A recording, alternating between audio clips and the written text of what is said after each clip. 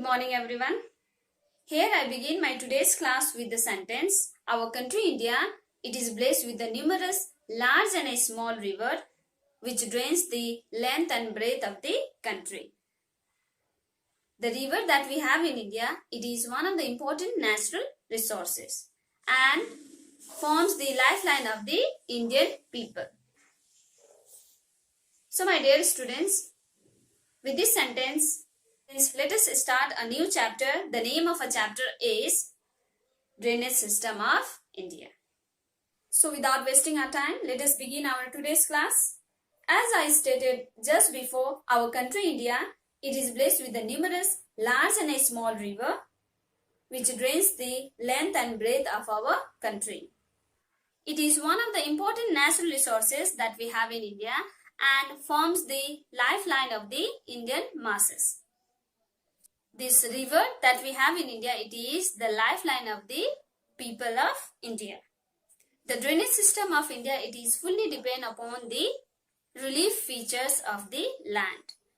Before we proceed to know about the present drainage system of India, it is necessary to know about its evolution. So the present drainage system of India, it is the result of long process of its evolution. So based on this evolution, the river system of India, it is divided into two groups, the Himalayan river system and the Peninsular river system. Now let us discuss about the evolution of the Himalayan river system.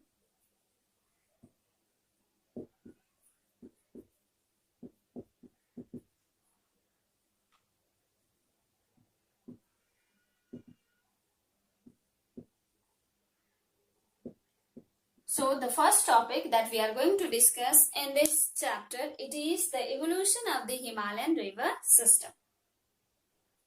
The Himalayan river system of India, it mainly consists of the three major rivers of Himalayas. They are the Indus, Ganga and Brahmaputra. So these are the three main rivers of Himalayas, Indus, Ganga and Brahmaputra. And this river originate in the southern slope of the Tibetan highland. So the source of the river Indus, Ganga and Brahmaputra, it is the southern slope of the Tibetan highlands. So it is believed that this river, the Indus, Ganga and Brahmaputra, flow parallel to the mountain. And then they take a sudden bend towards the south, forming a deep gorges.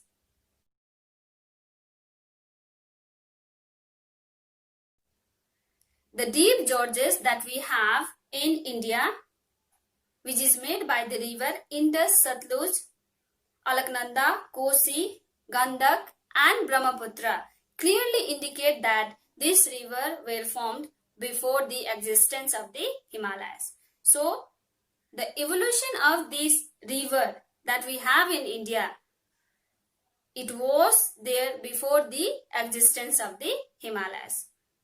The gorges made by the Indus, Satluj, Alaknanda, Gandak, Kosi prove that this river existed before the formation of the Himalayas, and the Himalayan river continued to flow across the mountain ranges, forming a deep gorges. Thus, the Himalayan river system, it is one of the typical example of the antecedent drainage.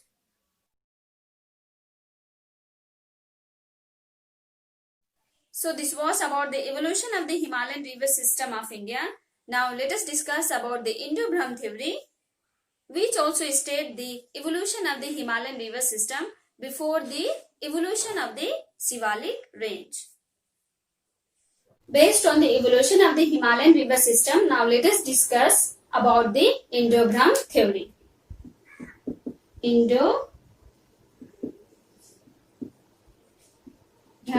theory. So, Indo-Brahman theory, it is a theory according to some geologists. So, according to some geologists, it is believed that the Shivalik range that runs parallel to the Greater Himalayas, the Shivalik range that runs parallel to the Greater Himalayas has been formed because of the deposition of sand, silt, clay and boulders which has been brought down by the river Indus, Ganga, Brahmaputra and their tributaries. So, The Shivalik range has been formed because of the deposition made by the river Indus, Ganga, Brahmaputra and their tributaries, and the river that flow from Assam to Punjab. So, the Shivalik range has been formed because of the deposition made by the river that flow from Assam to Punjab along with the river Indus, Ganga and Brahmaputra. These mighty stream, the river that flow from Assam to Punjab, the mighty stream, they emptied itself in the Gulf which occupied the part of Sindh and the lower Punjab. And the mighty stream that flow from Assam, what we have in Assam, which river we have? Brahmaputra.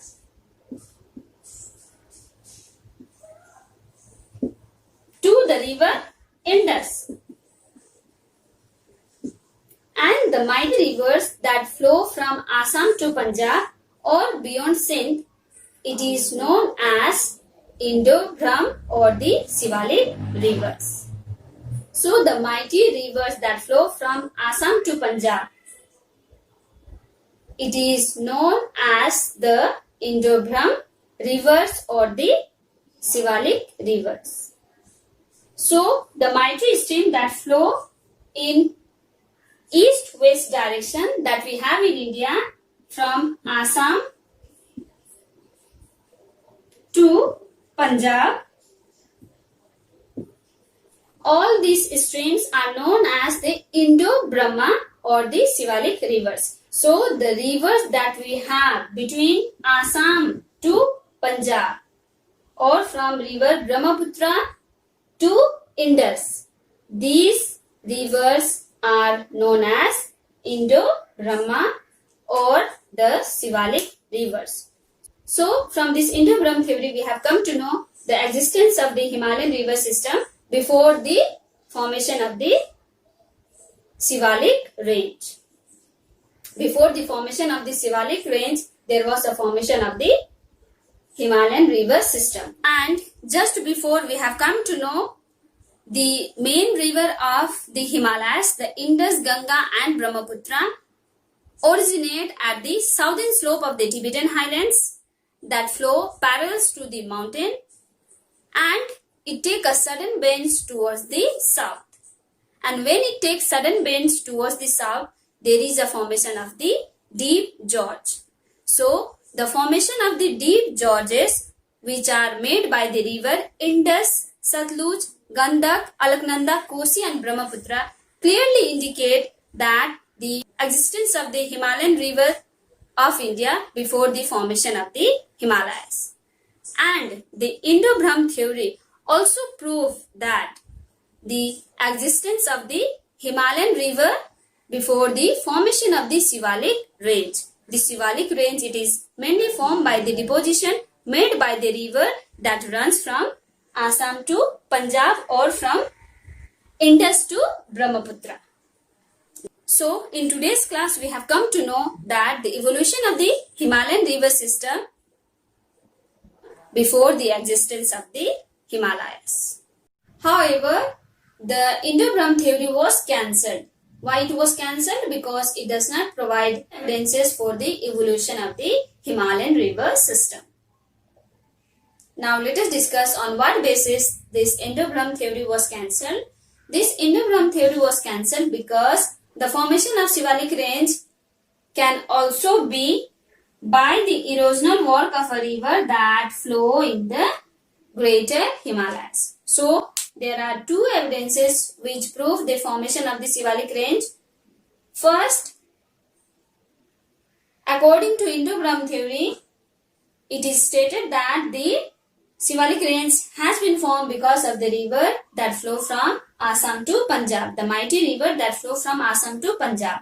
But later on, some of the geologists prove that the formation of the Shivalik range is because of the erosional work in the greater Himalaya. So, the formation of the Shivalik range stated by the Indo-Brahm theory, it was proven wrong. Second reason, the formation of the Ganga-Brahmaputra delta that lies in the lower portion of the Assam in Bay of Bengal does not fit well with the concept of Indo-Brahm theory. So this was about the cancellation of the Indo-Brahm theory. Now let us discuss about the evolution of the peninsular river system. The shallow, broad and degraded valley of the peninsular river system clearly indicate that the evolution of the peninsular river system before the evolution of the Himalayan river system. The physical features of the peninsular river system also clearly indicate that the formation of the peninsular river system before the formation of the Himalayan river system. The physical features of the peninsular river system clearly indicate these river. The peninsular river existed before the Himalayan river system came into being.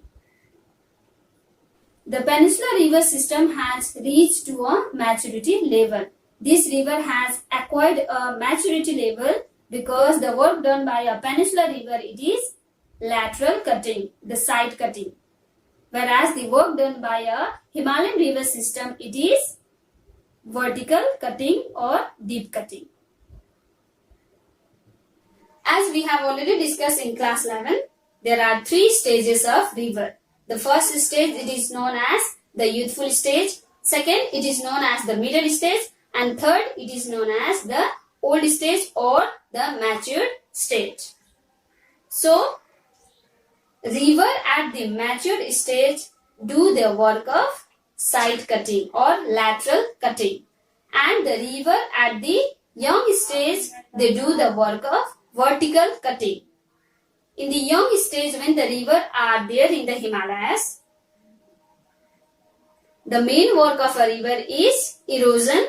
So, the speed of the water is so high in the Himalayas. So, the work done by the river is erosion with vertical cutting.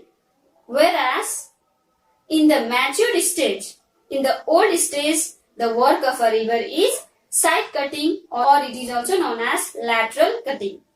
So, the river in the peninsula, it is broad and the work done by a river of peninsula, it is lateral cutting, which is also known as side cutting. So, here in this stage, at the matured stage, the river become broader in size.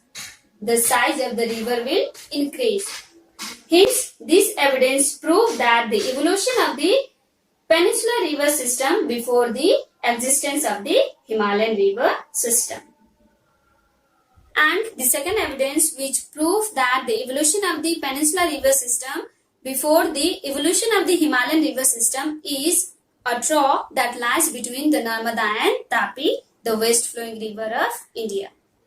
As we all know, our peninsular India, most of the river of the peninsular India, it is east flowing river. They originate in the western Ghat but flow towards the east. Why? Because the slope of this eastern Ghat, it is gentle.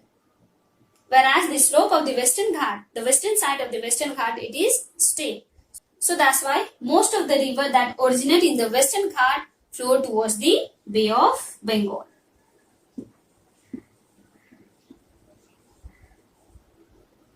Except the 2 rivers that we have in India which flow towards the west, it is Narmada and Tapi. Narmada and Tapi, it is the only 2 rivers that flow towards the west. And these 2 rivers flow in trough, and this trough, it is not made by them. Hence, it proves that the flow of river Narmada and Tapi in trough,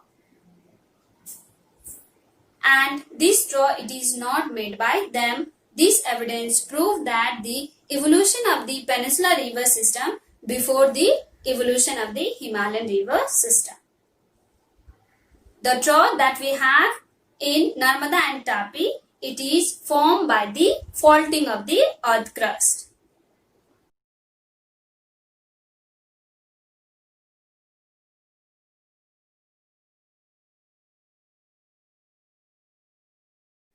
And the presence of this straw, it is a typical example for the formation of the consequent drainage system.